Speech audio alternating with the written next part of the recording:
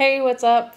We are coming to you from our office, our current office. This week, we're going to let you know all about our budget, everything we spent, everything we did, and all of our favorite things in Peru, our country number 2, which we were there for 3 weeks on our trip around the world.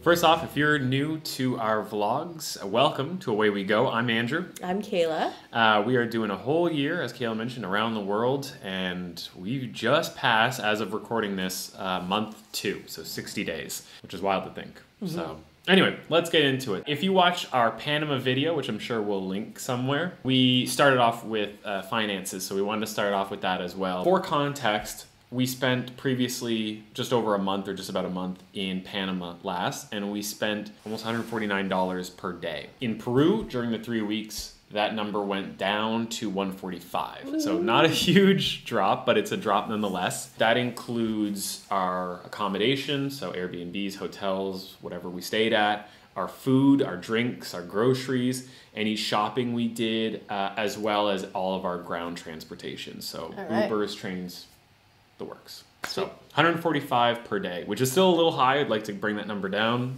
but we'll see. For 2 people, $145 a day is not bad. I should also note that for a week of the 3 weeks that we were there, we were joined by a friend of ours, and he paid an even share, a third, if you will, of a lot of stuff. So I think that also helped because we were able to kind of reduce the cost on like Ubers and stuff. We did tend to do more, but I think at the end of the day, it worked out. Yeah. There are 3 things though that we do not cover in the 145 per day. One is our eSIMs. So we pay just a little bit over $100 that month for our eSIMs. Which for 3 weeks, I think we got like 5 gigs. I had 10 gigs. I didn't end up actually using all of them. I think over the course of those 3 weeks, I only used 8.2 gigs. I used just shy of 5, but that's because I think the last few days I reduced I put airplane mode just to be safe. I did too, only because we knew that if Andrew ran out, I could always hotspot. Yeah, that's true. So we wanted to make sure that we had something just in case. So the other 2 categories I want to talk about are higher, this destination this month, if you will. The first one is flights. So if you remember in Panama, we had some points that got us there from Canada, so that helped a lot. But in Peru, it was $780 Canadian total, 2 people, and that was through Avianca. Avianca is also a Star Alliance member, so we travel a lot with Air Canada, so that made the most sense for us. Yeah. Something to note about these flights as well, and it'll probably be the case for our entire journey. When we say these prices, that includes all of the luggage and things like that. I think technically they fit on as a carry-on in some airlines, some of them they don't. We don't want to risk it. But we've been checking them in every single airline. So when we're buying our flight tickets, we are making sure that that is part of the ticket. So that was $780, and we also then had $500 for the 2 of us to go to Cusco, which is where we did all of our Machu Picchu stuff. So that was through JetSmart. It was a little bit cheaper because it was internal travel, as we call it, but overall flights were more this location. The other one was our activity budget. And I shouldn't say budget, but our activity spending was higher than the last one by significantly a lot more. So we did 5 things that we dubbed as kind of like under the activities category. So I'll start lowest to highest. So we spent $3 to go to the Magic Water Circuit, which is just a park that has like a lot of cool like light shows and stuff like that. Definitely recommend going in the evening. We then spent $15 in Cusco. There was a church that we were walking by that was in the main square of Cusco, and there was actually another tourist who came out and they were like, oh yeah, you can totally go in. And they were like, it's worth it. And we're like, oh, okay. We were able to walk around. We were not allowed to take photos inside the church. That was like one of their big things. Take video, photos, you couldn't do that. There was a basement, which was kind of cool, like catacombs-esque area. And there was also like a tower that we could go halfway up and look out of. We were able to take photos and videos from there, which looked out into the Cusco Square. Yeah. As Andrew said, we weren't allowed to take photos and videos, but a lot of the places where that is the case, which is mostly just churches, which we went into 3 different cathedrals that didn't allow photography or videography, but a lot of them have like a press kit online. So if you actually wanted pictures and videos from it and you wanted to add it into, say, your vlog or things like that, you can go to the website and get those videos. Third one was the catacombs, which was actually in the kind of the northern part of Lima, so it was a little bit of a trek away for us. It was $22 for the two of us. It included a tour of the church, and then it led to the catacombs portion of the tour. Which is another place we weren't allowed to take pictures and videos. Yeah. We spent $25, technically more, but $25 at Atlantic City. So there was actually surprisingly a lot of casinos. Especially in Lima. In Lima, near where we're staying. Kayla likes the flashing lights. So again, all of those together are like less than $100, and then we spent $1,100 in the Machu Picchu trek. So check out our other vlog if you want more details. But in short, it was a 2-day, 1-night excursion. It came with a guide. The first day was a 12-kilometer hike up the mountains to the Sun Gate, which allowed us to look down into Machu Picchu. And then the second day was actually a tour of Machu Picchu itself. So that $1,100 included a taxi from Cusco to Ollantaytambo. It included the train from Ollantaytambo all the way to the 104-kilometer marker, which is where we got off. But I think technically that same ticket could have gotten us all the way to Aguas Caliente or Machu Picchu town. It included the cost of the guide, cost of the hike. It included the cost of one night's accommodations. They gave us a bagged lunch on the first day, a bagged breakfast on the second day, and they actually paid for supper. Yeah, so it's 3 meals the altogether. night that we finished the hike. So 3 meals altogether, plus the entry both days into Machu Picchu itself. True. And the bus to get from Machu Picchu down to Machu Picchu town on the first day, and the bus to get from Machu Picchu town back up the mountain on the second day. Right. Like I said, $1,100, but it was a great experience, and it was great to have the guide there. And that was with Inca's Destination, in case we didn't mention it before. Yeah. Definitely recommend. Highly recommend. They were very, very knowledgeable and knew so much about the local culture, as well as a lot about the Incas who would have lived in that area during the time of the creation of Machu Picchu, as well as the desertion of Machu Picchu. That is the end of, I guess, the finance section. Yeah. I think overall for me it was not bad. I think like we spent a little higher than I think we had expected to, but I think again that we're seeing it now. This is future us. Which is that we're already booking stuff with other friends in future cities. And it's going to get more expensive. Like, it's going to get more expensive. We're also doing it in Europe with some friends, so that's going to be expensive because it's just more expensive in general. But again, it's understanding that it's like for a lot of our friends who are going to be joining us on the trip, for them, it's like it's a vacation. So they're going to want to do stuff. They're going to want to spend a little bit more. And we are happy to flex on those weeks, but we recognize that we kind of like tried to spend a lot less that week after. Yeah. Because we did more groceries and we didn't go out and do as much because we tried to balance it out. That's the $3 activity that week instead of something big. Yeah, exactly. So anyway, Kayla, I'll pass it to you, I guess, if we want to talk about where we stayed in our trek around Peru. As far as locations go for where we stayed and who we used to book those things through, we used a couple different things that we didn't use in Panama. We used some hotel points, so we stayed at a couple of Marriott A-lofts. We also stayed in a couple of Marriott homes and villas. So if you didn't know, Marriott homes is kind of like an Airbnb, but it's run through the Marriott website. So you actually get bonus points and you get membership points for renting these villas, and it's through Marriott homes. So we used Airbnb to rent an apartment in Cusco with Mark. The last one we did was stay in Salina, which is one of our favorite hostel chains. And we have stayed in Salina before, in Porto when we were in Portugal last year, and we have a couple more Salinas coming up as well, so that'll be interesting to look at the similarities and differences. Just on the Salina topic, it's one of the hostel chains that we like because it actually has really good Wi-Fi and like working conditions in a lot of cases. The one that we stayed at actually had a co-working space if we had wanted to rent it or pay for it, but I made use of that basement space for working at a great Wi-Fi. I never had an issue with it. So yeah. We actually also booked that one on Hostel World, which is one that we don't use a ton, but sometimes we can find really good deals on there, and that's when we use it.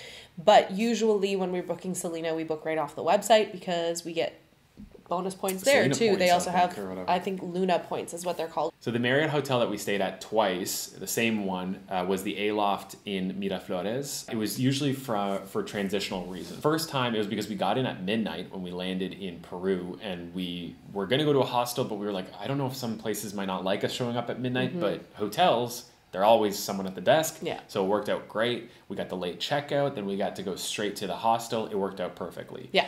And then the second time, as was mentioned, as we were coming back from Cusco, Mark was literally leaving the next day, and we didn't really want to get like a 2-bedroom place for one night. So we were like, what if we just get a hotel room that has 2 beds and we make it work? Yeah. Overall, we loved it. I think it was great. Yeah, the loft is really cool. Great internet. They had a pool, which we used the second day, which was... And a gym. But the pool was great after Cusco to be able to kind of just soak. But I liked, the late checkout. They were super accommodating to it. So the next place that we stayed in Miraflores as well was the Salina. The funny thing with the Salina is that there's actually 3 of them on the same road. Yeah. We just kind of stopped at the first Salina that we saw, thinking that was the only one. Well, I think that's what our Google Maps said too. We had they just were kind like, of forgotten "Here you that go." there was like a second part of the name. It was slightly different, yeah. So we went to the first one, and the lady couldn't find our reservation, and then she was like, "Oh, show me that thing," because I had it open on my phone, and she was like, "Oh, you're not at this one. You're actually at the next one, which is a block down." And she was like, "So you're gonna see another Salina. Yeah. Go past that one, and then it's gonna be the last one that you see." And so we're like, okay. We love Salinas because, like Andrew said, they have really good Wi-Fi, but they also have a lot of activities going on. That there was some food tours, there were surfing lessons, there were bar crawls, there were free walking tours, and every single night they had a welcome drink. So the next place we stayed was actually in Barranco, which was a little bit more south in Lima. And we got that place because, well, 2 reasons. One, as we mentioned earlier, it was Marriott, so we got some points with it. But 2, it was also a 2-bedroom place, and it kind of had like a full kitchen and whatnot. So it was a really nice location, really nice place itself. It had 2 full bedrooms. It had a bathroom, whole kitchen, everything. It also had a washer dryer. That was also part of the reason that we really liked it. Overall, I would say like I enjoyed the stay there. There were a couple of minor issues with the spot. We tried to go out the first night and we couldn't lock the door. Yeah, so it was like an electronic lock, but the batteries, we come to learn the batteries were dead, so we kept pushing in the button and it wasn't locking, and we messaged them on WhatsApp and we're like, look, we want to leave, but your doors don't lock. So the next place we stayed was the Airbnb in Cusco, and this one we got mainly for the view. The pictures of the view were fabulous, and you could see the entirety of Cusco City, as well as like the mountains surrounding and the buildings on those, and it was really, really cool. The downside to it, which I thought was going to be a plus, and it was not because of the temperature, is that there was no real like main room like you would have in an apartment. It was really more like a common area on a deck where they had a fridge and a stove, oven and things like that. Open air. They had a bathroom with a door, and they had 2 bedrooms with doors. Yeah. And so I think you can rent the whole space out as one, which is what we did because we were using both bedrooms and the bathroom. But you can also technically rent it as if it was kind of like a hostel where you can like rent one room and then the middle area is a common space as well as the bathroom. But the downside was that it got really chilly at night. So if we wanted to hang out with Mark, it was kind of weird to hang out in one of the bedrooms. So we would hang out on the patio, and it got down to like 10 degrees Celsius at night. Which I don't know what that is in Fahrenheit. Yeah, it could be like high 30s or low 40s. Yeah, so a little chilly, and we didn't have a ton of cold weather clothing. We brought basically what we needed to do the hike. And that's kind of it. Like Andrew said, it was fairly affordable. We were able to leave our luggage there while we did the hike, and it was somewhere that we were able to come back to afterwards. It wasn't super centrally located, but the walk to most places was 10 to 15 minutes. The downside is that Cusco is at such a high elevation, and everything is kind of built on a hill, so everything takes so much extra effort because you cannot get the breath that you need to climb these hills in this place. And then the last place we stayed was another Marriott home in Chorillos, which is even more south than Barranco. So if you want to picture it, it was like Miraflores, Barranco, and then Chorillos. And this one was kind of like a little bit more in a quieter part of town. There was less around. It was kind of bordering, almost felt like a college or university town. There was a lot like a younger demographic as we kind of went more south. But in general, this was like, it was a pretty nice place. I think what I liked the most about it for me, again, it was just Kayla and I at this point, was like I could actually leave the bedroom early in the morning to go do work and not disturb her. There was a lot of like space like separation that allowed us to kind of like, kind of get stuff done and not be in each other's space all the time. Also didn't have air conditioning, so there was a little bit of dealing with that. Yeah, luckily we had my fan. Yes. We slept with that on. We tried. It helped a little bit. But basically, it was like fighting over that fan because it was just so warm all the time. That was all the places that we stayed. Yeah. And all the money that we spent. Andrew, what was your favorite food or meal that you ate? So I was thinking about this because you kind of mentioned that we might talk about it, and I was like, oh my god, I don't even remember what we ate. But I do remember there was a lot of good food that we had. I ate guinea pig. We ate a lot of ceviche, but my favorite I think was the butifara from the stall in the street food. It's just like a simple kind of like sandwich, but the way they made it with like, it had a lot of like onions and flavoring and like some kind of barbecue sauce. And then I think they had also thrown on like ketchup and mustard or something like that. I can't remember exactly what it was, but it was so good. And for the price, I was like, this is the kind of street food that I'm super into. You mentioned it. I really loved the ceviche. We had ceviche at a couple different places, and every single time I had it, I loved it. Yeah, we're not ceviche people. Like we're from the East Coast, so we get a lot of seafood, but usually it's cooked or it's boiled or something. Yeah. But like we don't do raw fish a lot. But the other one that I really liked, and I feel weird saying this because I did the same thing when we were in Panama, where I pick a food that is not from that country. Oh. I actually really liked the Venezuelan arepas. We went to Arepa Cafe. We were incredibly hungover, and I ended up getting this chicken arepa with guac. I was also going to note the other one, and kind of in a similar vein, was actually the Thai Peruvian place that we went to in Cusco. Oh, yeah, that was cool. I just really liked it because at the time I was like, I just kind of want something different, and they had a Thai restaurant, and their pad Thai was amazing. Like it was like really good food. Had some really good peanut noodles, and Mark had some really good mashed potatoes with something. I don't know what he had. But it was overall good food. Yeah, it was very good. What was your favorite activity? So I would definitely have to say that it's Machu Picchu. I think the fact that it is a world wonder in and of itself makes it probably the best one. But I would say that just the overall, like kind of everything that went into it and everything that came out of it, I think for me was like hands down the winner. Yeah, I agree.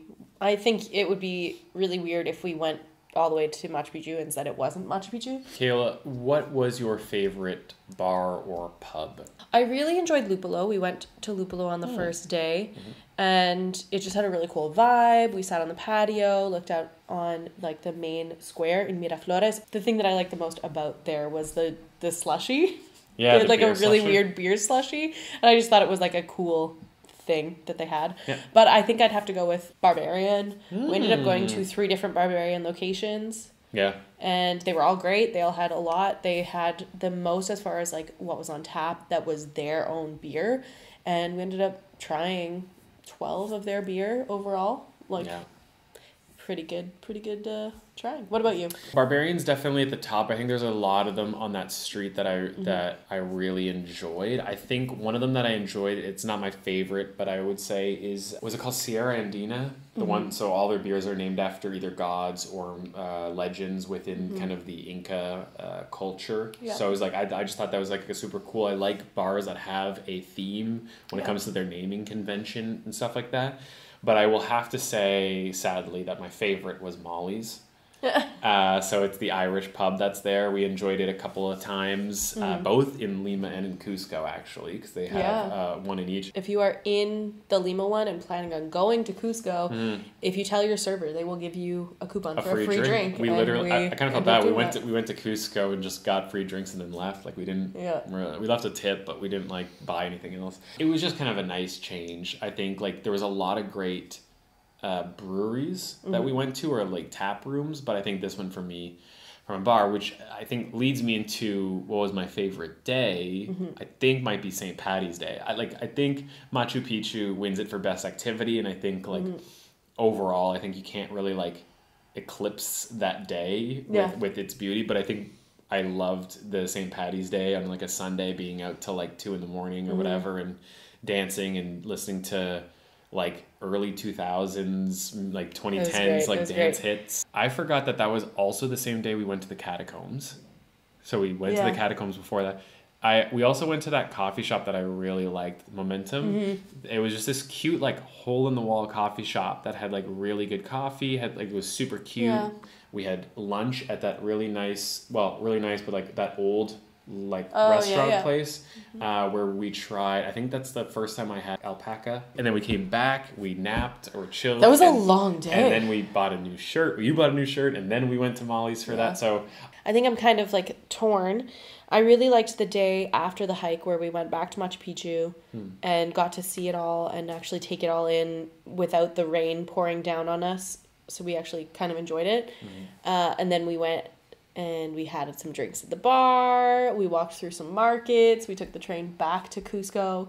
And then we went to Cusco and had a couple drinks, which was nice. That was the day we went to Molly's. Right. And then we went to Kusike and you tried guinea pig for the first time. That's we had true. some really good food. That was really nice. What is your score? As a reminder, I think Peru we scored around a 6. I would probably go with a 7.5, close to an 8 on Peru in general. I really liked Peru. I really liked the food. I really liked the people. We met some really cool people here and there and everywhere. I was going to score it an 8 to an 8.5. Okay. I really, really enjoyed it. I think Miraflores, above all else, was like a fantastic place. And I know we were... I know we've only been to 2 countries at that point, but I was like, I could see, us staying around these parts or, coming back here often enough. So I guess it's hard because Panama, I think, was good. I think there was a couple of you're like, okay, whatever. But, I think when you then follow it up with Peru and Miraflores more specifically, I was like, wow, this is really nice. Yeah. Anyways, thank you for joining us. If you haven't already, don't forget to hit that like and that subscribe button. Pass this on to any of your friends who may be going to Peru and want some cool advice. Yeah. Especially if they're beer drinkers, because we did a lot of that. And leave any comments or questions you might have in the comments. Happy to answer them. So join us next week. We're going to be off to Argentina. Oh my God, I can't wait. I know, right? And doing some cool things there. So we'll see you then.